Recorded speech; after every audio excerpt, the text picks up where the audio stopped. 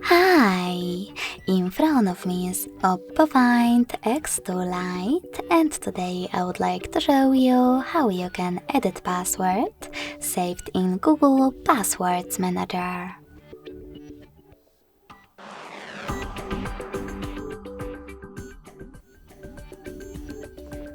You need to begin by opening Devices Settings and scrolling all the way down to access Google section.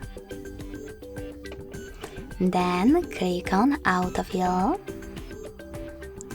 Autofill with Google, and Google Password Manager.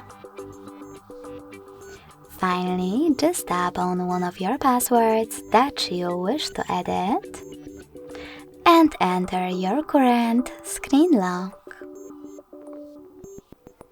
Now just tap on Edit button and change whatever you wish to. Then hit Save at the top right corner. So when I do that, as you can see, my password has changed.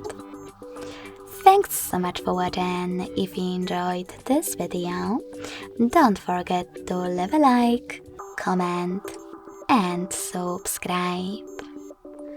Bye!